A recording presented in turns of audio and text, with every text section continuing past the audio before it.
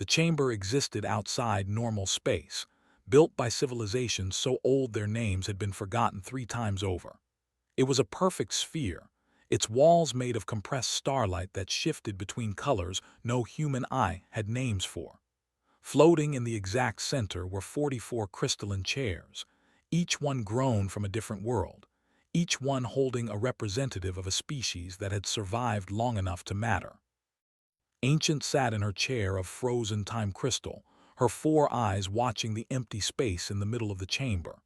She had presided over the Cosmic Sacrifice Commission for 6,000 years, and in all that time, the proceedings had never varied.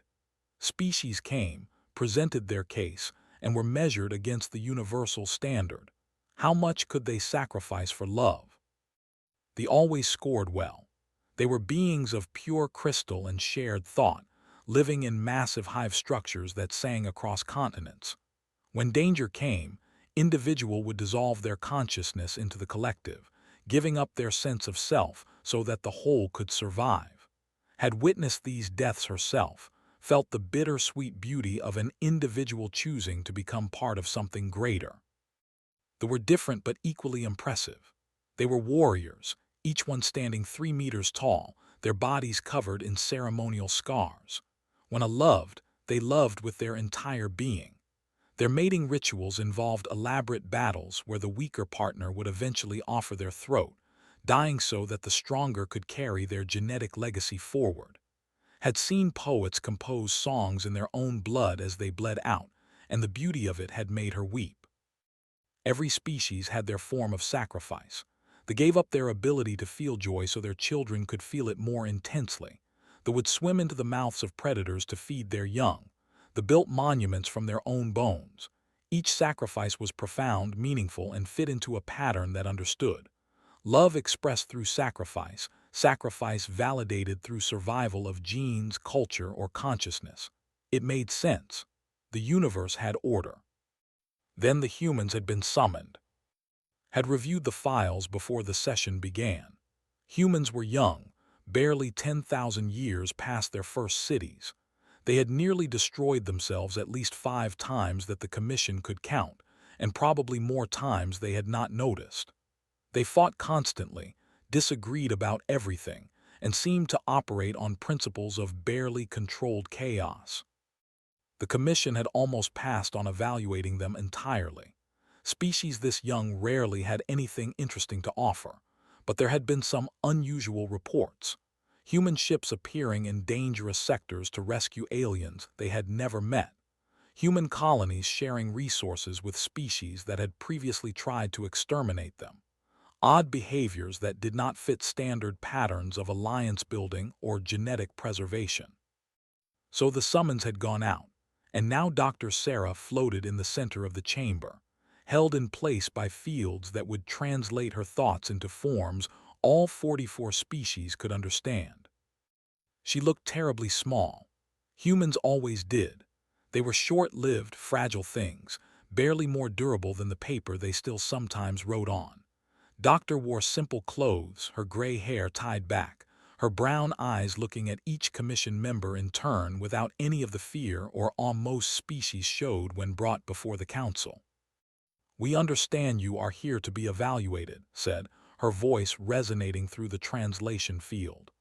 "The Commission will examine your species' capacity for sacrifice in the name of love. This is a great honor. Do you understand the proceedings?" "I understand," Doctor said. "I've prepared our presentation." "Please proceed." They went first, as was tradition. Their representative was a being named Who Remembers Twilight, and they showed the Commission what they always showed. Memories flowed into the chamber like water, and all 44 representatives experienced what it meant to dissolve oneself into the collective. Felt the edges of identity blur, felt the terrible and beautiful moment when an individual chose the whole over the self. It was profound. It was perfect. It scored a 9.7 out of 10, as it always did. The presented next.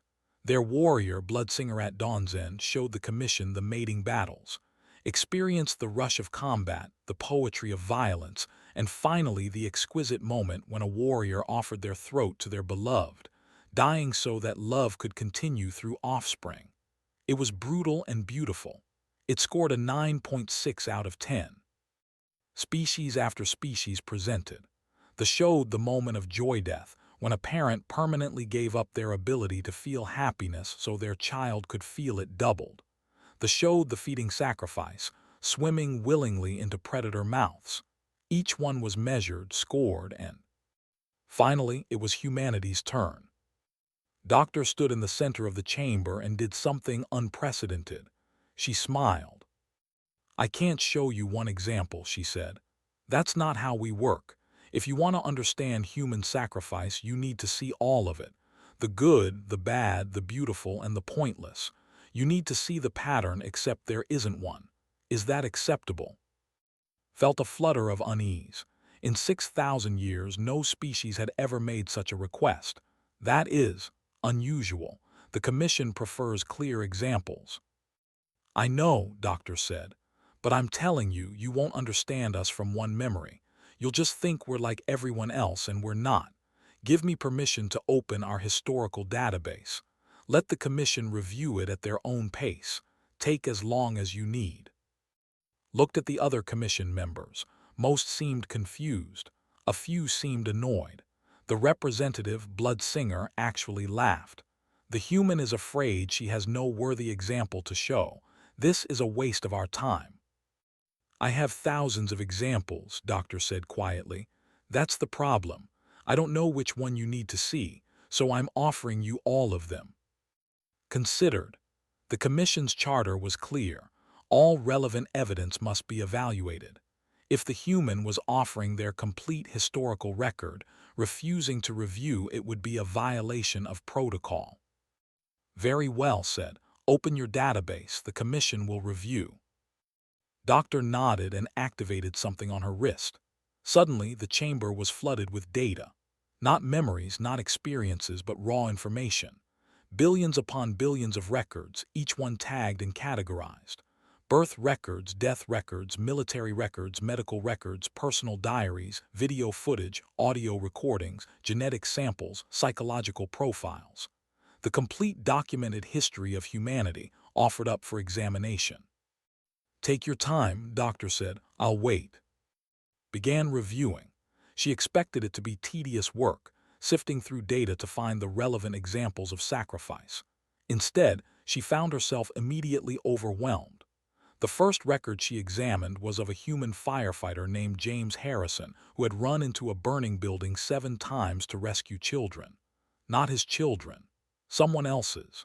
He had died on the 7th trip, his body so badly burned that identification required genetic testing. Moved to the next record. A soldier named Martinez who had thrown herself on an explosive device to save her squad.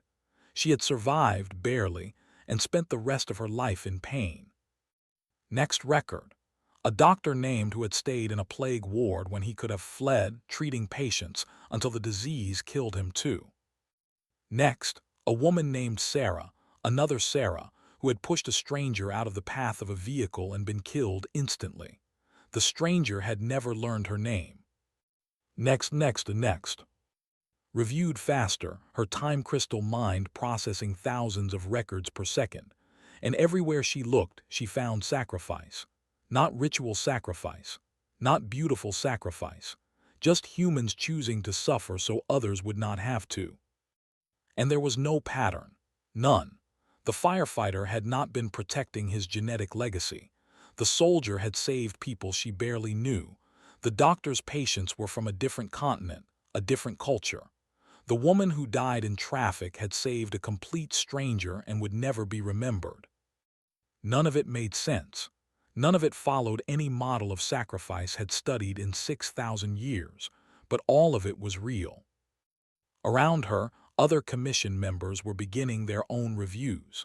She could feel their confusion bleeding through the translation field. The representative kept trying to find the collective consciousness that these humans were sacrificing for, but there was none. The representative searched for the ritual, the ceremony, the witnessing that validated sacrifice, but most of these humans died alone and forgotten. Doctor waited in the center of the chamber, patient and still. She looked tired. She looked sad. She looked like someone who had carried something heavy for a very long time and was finally putting it down.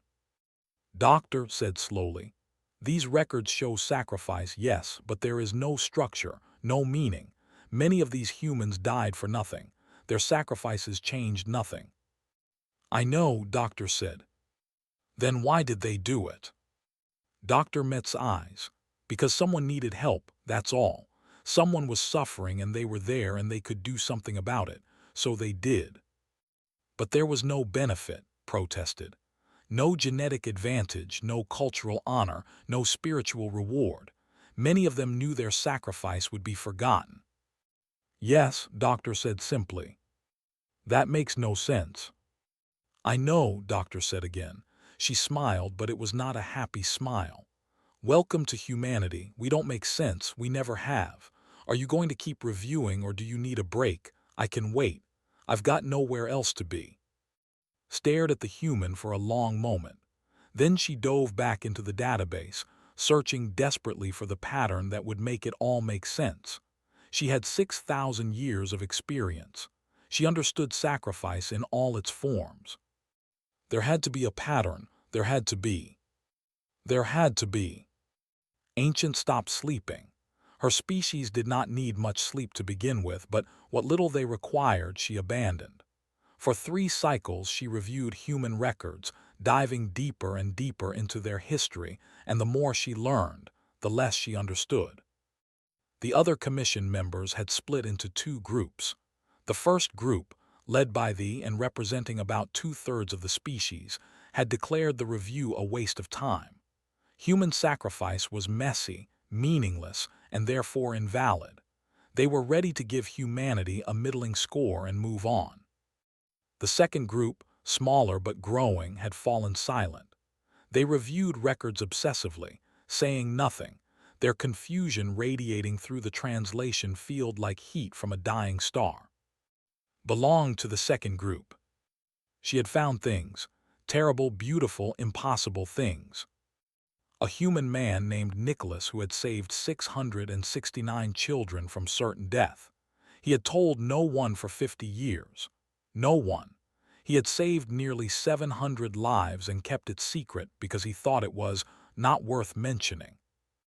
A woman named who had smuggled 2,500 children out of a death camp, keeping their names in jars buried in her garden. She was tortured for it, never broke, and later said she regretted not saving more. A man named who spent his entire fortune buying people's lives, bankrupting himself to save others, and died believing he should have done more. These were not the only examples. There were thousands, tens of thousands. Humans throwing themselves in front of bullets for strangers. Humans donating organs to people they had never met. Humans working their entire lives in poverty to help others they would never know. And the worst part, the part that made its mind ache, was that these were considered unremarkable by human standards. Doctor had not highlighted these examples. She had not drawn attention to them. They were simply in the database, filed alongside grocery receipts and weather reports, as if saving hundreds of lives was as mundane as purchasing food. Called Doctor to the center of the chamber again. The human came, looking more tired than before. She had been waiting for 3 cycles while the commission reviewed, and humans needed sleep more frequently than most species. "I need you to explain something," said. "I have found what humans call altruism, sacrifice with no expectation of reward." "That's right," Doctor said. "Other species have this too. They dissolve their consciousness for the collective. That is altruistic." "No, it isn't," Doctor said gently. "They preserve their consciousness in the collective. They continue existing in a different form. That's beautiful, but it's not the same thing." Felt a spike of anger, the die for their mates. And their genes continue through offspring. It's sacrifice definitely, but there's a return, a continuation. They give up joy for their children and experience the joy of knowing their children are happier. There's still a reward. His 4 eyes narrowed. "You are saying that no other species truly sacrifices?" No, Doctor said quickly. I'm saying that we all sacrifice, but humans are the only ones who sacrifice for things that can never give anything back. We sacrifice for ideas, for futures we'll never see, for people who don't exist yet, for people who will never know we existed. She gestured around the chamber. Every species here sacrifices for something that provides a return, even if that return is just the satisfaction of knowing you did the right thing. Humans sacrifice even when we know it's pointless, even when we know we'll be forgotten, even when we know the universe doesn't care. Why? The question burst from before she could stop it. Why would you do that? Doctor was quiet for a long moment. Because someone has to, she finally said. Because if we don't, who will? Because maybe it doesn't matter if the universe cares. Maybe it only matters that we care. Opened another record at random. It was a video, old and grainy. A human man stood on a bridge while a massive flood raged beneath him. He was holding a rope tied to a vehicle that was being swept away. Inside the vehicle were 3 children. The man held on while others tried to pull the vehicle back. The rope cut into his hands. Blood ran down his arms. He held on for 27 minutes. He held on until the vehicle was safe. Then he collapsed. His hands were destroyed, tendons severed, bones visible. He spent the rest of his life in pain, his hands never fully recovering. The children had been strangers, aliens actually, from a species that had attacked human colonies just 6 months earlier. The man's name was David, Doctor's grandfather. "Is this why you volunteered to represent humanity?" asked quietly. "No," Doctor said. "I volunteered because someone had to, just like he held that rope because someone had to. It's not special, it's just what we do." Reviewed more records. A human mother throwing herself in front of a vehicle to save her child. That made sense. Every species did that.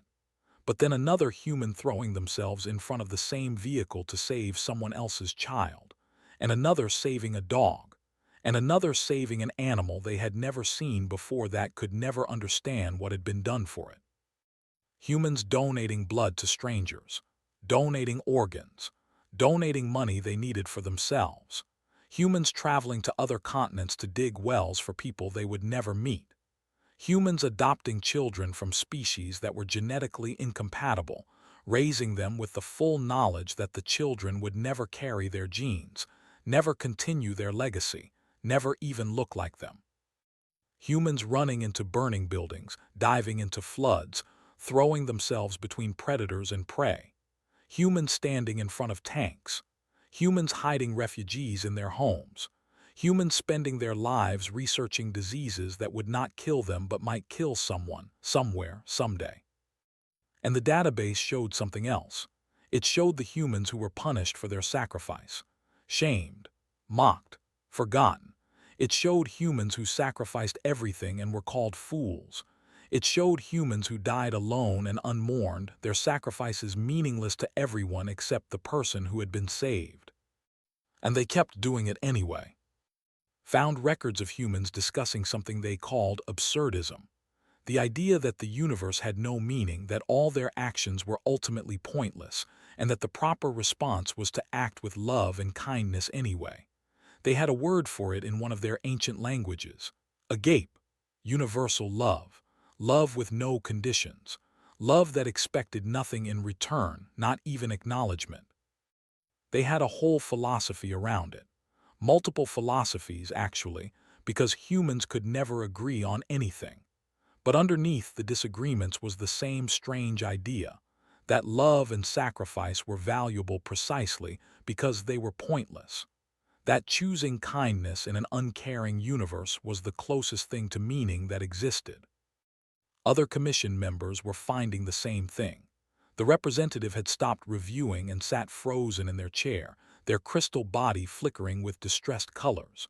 This warrior was muttering to herself, reviewing the same record over and over, a human soldier who had sacrificed her life to save a child during a battle. The human and the had been enemies. The child's parents had killed the human's mate. The human saved the child anyway. "This is wrong," the finally said. Sacrifice requires meaning, requires witness, requires validation. Without these things, it is just death. Yes, doctor said, to you maybe, but we're not you. You are broken, the representative said, their voice chiming with distress. Your species is damaged. You sacrifice for nothing, for no one, for ideas that will never exist. This is not noble. This is insanity. Maybe, doctor said.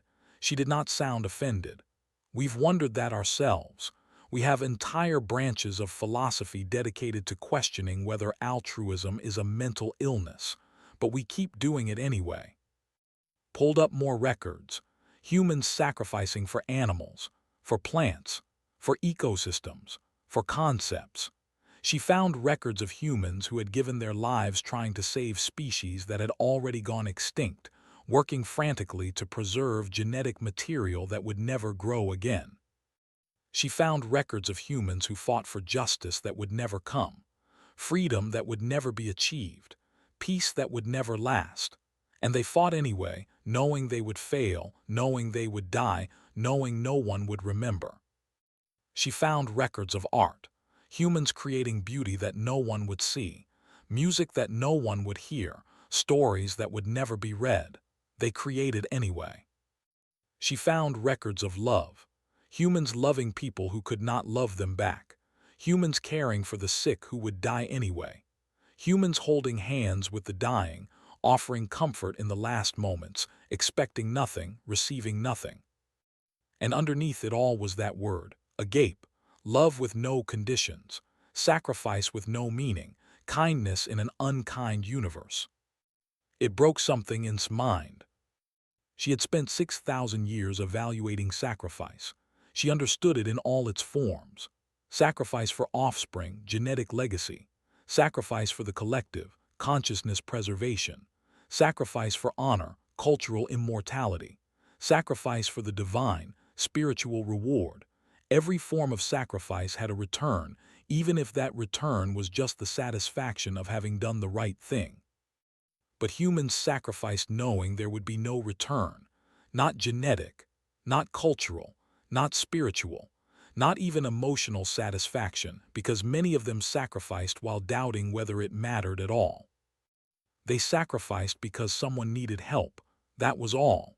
Someone was suffering and they were there and they could do something about it, so they did. And the universe gave them nothing in return. Reviewed one final record. A human woman named Rachel Corey standing in front of a bulldozer trying to prevent a house from being destroyed. The bulldozer had not stopped. Rachel had died crushed at age 23. The house had been destroyed anyway. Her sacrifice had changed nothing, saved no one, accomplished nothing. Except the record showed that other humans had continued her work, and others after them, and others after them. A chain of meaningless sacrifices stretching across decades, each one failing, each one changing nothing, each one performed anyway because someone had to try. "You're mad," whispered. "Your entire species is mad." "Yes," doctor said. She looked ancient suddenly, though she was only 67 years old. "We've been told that before, usually right before we save someone." The commission deliberated for 7 more cycles, the longest in its recorded history. The debate was vicious. "They score 0, the representative declared. "Sacrifice without meaning is not sacrifice. It is suicide, waste, insanity." "They score maximum," a small voice countered. It was the representative from a species barely remembered from previous sessions. "They have achieved what we all claim to value, pure love, unmotivated by reward." "They haven't achieved anything," the representative chimed, their distress making their voice sharp.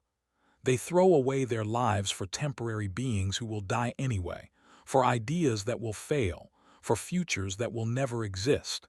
This is not love. This is mental illness." The debate raged on. Species that had coexisted peacefully began to argue, to shout, to fracture along ideological lines. The question of humanity had become existential. If human sacrifice was valid, then what did that mean for everyone else? If love without reward was possible, then had every other species been lying to themselves about their capacity for love? Did not participate in the debate. She reviewed records. She fell into them, drowning in data, desperately searching for the thing that would make humans make sense. She found a record of human children. Kindergartners, aged 5 and 6, discussing a trolley problem. 5 people on one track, 1 person on another, and you must choose who dies. The children had immediately started arguing about how to save everyone. They rejected the premise. They insisted there must be a way. When told there was not, they said they would stand on the tracks themselves to stop the trolley. The teacher had tried to explain that sacrificing yourself was not the point of the thought experiment. The children had not understood. Why would they not sacrifice themselves if it saved everyone else? Found records of humans discussing something called the Black Zero scenario. If you could save many people by torturing one innocent person, would you? Most humans said no.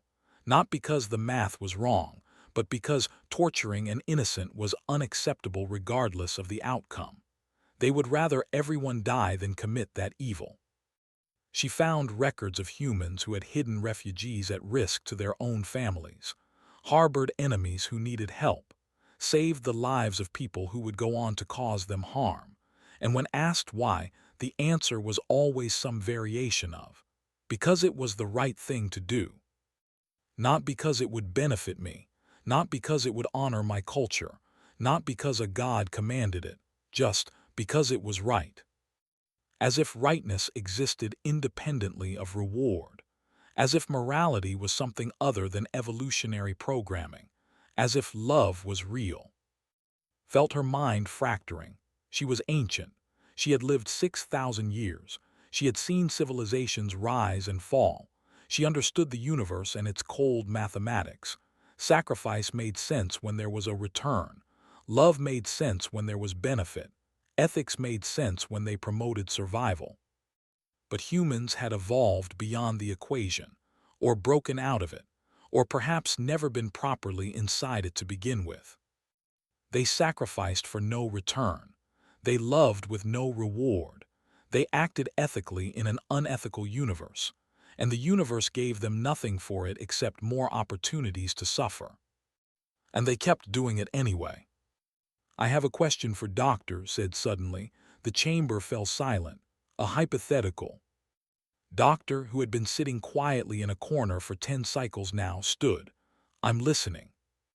If you could save your entire species by sacrificing one innocent person, not yourself, but another who did not volunteer, would you do it? Doctor did not hesitate. No. Why not? The mathematics favor it. Billions saved for one lost. Because you can't build a good world on evil actions, Doctor said. Because the person matters. Because if we're willing to sacrifice innocence for the greater good, then we become the kind of species that doesn't deserve to survive. Even if everyone dies. Even then. That is insane, they said. Yes, Doctor agreed. From your perspective, probably.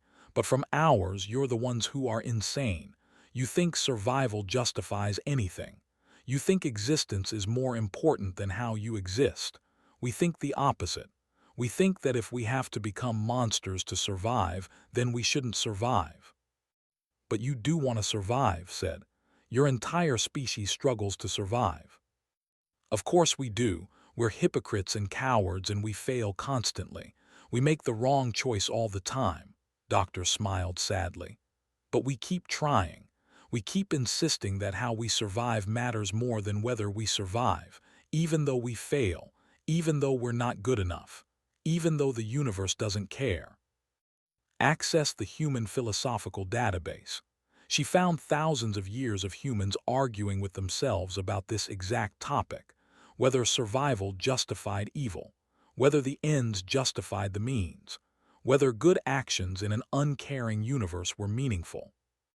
And underneath all the arguments was the same strange insistence that they mattered, that their choices mattered, that love mattered, that sacrifice mattered, not because the universe cared, but because they cared, Not because there would be a reward, but because caring was itself the point.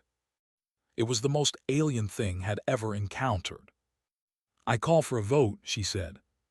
The commission members took their positions. The vote would be simultaneous, each representative making their judgment at once. "We vote on this proposition," said, "that humanity possesses the highest form of love through sacrifice that this commission has ever measured. All in favor." Silence. Then slowly lights began to activate. The voted yes. 3 other minor species voted yes. The rest remained dark. All opposed. More lights. The 28 other species. They believed human sacrifice was invalid because it lacked meaning. Looked at the final tally. 32 opposed, 8 in favor, 4 abstentions. And her vote, which she had not yet cast. 6,000 years. 6,000 years of understanding sacrifice, of measuring love, of the mathematics of altruism. She knew how this worked. She knew the patterns. She knew the rules. And humans broke all of them. She thought of Nicholas, saving 669 children and telling no one. She thought of humans holding ropes until their hands destroyed themselves. She thought of humans standing in front of bulldozers for houses that would be destroyed anyway. She thought of humans loving in an unloved universe, caring in an uncaring cosmos, insisting that it mattered even though it didn't. She thought of children refusing to run the trolley over anyone, insisting there must be a way to save everyone, rejecting the premise that someone had to die. "I vote yes," said. The chamber erupted into chaos. Species shouting, demanding recounts, insisting that had violated protocol. But the math was simple. 32 opposed, 9 in favor, 4 abstentions. The proposition failed. Raised her 4 hands for silence. "The initial proposition fails," she said. "However, I'm invoking my right as ancient to issue a minority opinion." She looked directly at Doctor. "The Commission has concluded that human sacrifice is invalid by our standards. However, I personally believe that our standards are wrong. That every species in this chamber, including my own, has never truly sacrificed at all. We have simply performed evolutionarily advantageous behaviors that we call sacrifice because it makes us feel noble." The chamber went silent. "Humans sacrifice for no return," continued. "They love with no expectation. They care for an uncaring universe. This is not sacrifice by our definition because our definition assumes rational self-interest. But humans have somehow evolved beyond, or broken free from, or perhaps never fully developed, rational self-interest. They are capable of genuine altruism, which I now understand is not merely the absence of immediate reward, but the absence of any possible reward, even cosmic or karmic or genetic." She accessed her files and transmitted them to every member of the Commission. "I am attaching my complete analysis. It is my conclusion that humanity possesses the highest form of love through sacrifice the universe has ever produced, precisely because their sacrifice violates every logical principle we use to evaluate it. They sacrifice knowing it's meaningless. They love knowing they won't be loved back. They care knowing the universe is indifferent, and they do it anyway." "Then they are defective," the representative said. "Perhaps," agreed. "Or perhaps we all are, and they're the only ones who see it clearly. Perhaps genuine love has always required this kind of beautiful insanity, and the rest of us have simply been very good at pretending that our biologically motivated behaviors are something more noble than they are." She stood from her chair, an act that no ancient had performed during a commission session in recorded history. "Doctor, I hereby issue the Commission's formal evaluation. By our standards, humanity scores a 3.2 out of 10. Your sacrifices are too chaotic, too meaningless, and too divorced from rational self-interest to be considered valid by most species in this chamber." Doctor nodded, unsurprised. "I understand. However," continued, "I am simultaneously issuing my personal evaluation, which I will be recording in the Commission's archives under the Ancient's prerogative. Humanity has achieved something I now consider impossible. You have created love that exists for its own sake, sacrifice that expects nothing in return, not even the satisfaction of knowing you did the right thing. You are the universe's most beautiful and most terrible creation, beings who can choose absolute selflessness in an absolutely meaningless cosmos. She looked around the chamber at the other commission members. We have crowned you with failure, Doctor, but I crown you with truth. You are the only species in this chamber capable of genuine love. The rest of us are simply very sophisticated in our selfishness. With respect, Ancient, Doctor said quietly, I don't think that's true. I think every species here is capable of genuine love. You just haven't had to develop it because you have better reasons to sacrifice. Genetic legacy, cultural immortality, consciousness preservation. You have actual returns. We don't. We're not better than you. We're just more desperate. We sacrifice meaninglessly because meaningful sacrifice isn't enough. The universe is so big and so cold and so indifferent that rational altruism doesn't cut it. We have to go further. Not because we're noble, but because otherwise we'd despair. Felt something shift in her understanding. You sacrifice because you're afraid. We sacrifice because we're terrified, Doctor corrected. The universe is horrifying, it's vast and empty and doesn't care whether we live or die. Every species here has found a way to cope with that. Shared consciousness, genetic legacy, cultural continuity, beautiful rituals, but humans, our coping mechanism is to insist that caring matters anyway, that love is real even if it's not reciprocated, that sacrifice has value even if it's forgotten. We're not brave. We're whistling in the dark, trying to convince ourselves that the dark is listening. She smiled, and there was such weariness in it that felt her own heart's ache. You asked why we do it. That's why. Because if we don't insist that love matters, if we don't keep sacrificing even when it's pointless, if we don't keep caring even though we're scared, then the universe wins. The cold wins. The emptiness wins. And we'd rather die insisting that love is real than live knowing it isn't. The chamber was silent. Understood finally. Not the how or the why of human sacrifice, but the context. Humans had evolved on a world that had tried to kill them constantly. Predators, diseases, disasters, and eventually themselves.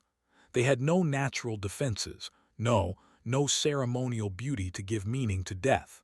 They were just fragile animals screaming into an uncaring void. And somewhere along the way, they had decided that the screaming itself was holy, that the insistence on love in the face of lovelessness was valuable, that sacrificing for nothing was better than sacrificing for something, because it proved that sacrifice itself was real, not just evolutionary programming. They had turned their weakness into their strength, their terror into their courage, their meaninglessness into their meaning. I'm going to recommend that all species avoid close contact with humans, said slowly. Not because you're dangerous, but because you're infectious. Your form of love is a cognitive hazard. Understanding it risks breaking the careful self-deceptions that keep the rest of us sane. Is that your official evaluation? Doctor asked. No, my official evaluation is already recorded. This is personal advice from someone who has spent 10 cycles reviewing your history and can feel her own mind starting to fracture. You ask the universe to bear witness to your capacity for love. I'm telling you that the universe has seen, and it's either the most noble or the most insane thing we've ever encountered. Possibly both. Gestured to the exit. You're free to leave, Doctor. The commission has concluded. You score low by our standards, but I suspect you don't care about our standards. No, Doctor admitted. We really don't. We never did, but thank you for listening anyway. She bowed, a gesture of respect from human culture, and then turned to leave. She paused at the exit. Ancient, can I give you some advice in return? Please. You're going to keep thinking about this, about us, about what we do and why we do it. You're going to review more records. You're going to fall deeper into the question. Doctor's eyes were kind. When it gets too heavy, when you start doubting everything you thought you knew about sacrifice and love and meaning, remember this. We're not right. We're just human. Our way of loving isn't superior. It's just ours. Don't let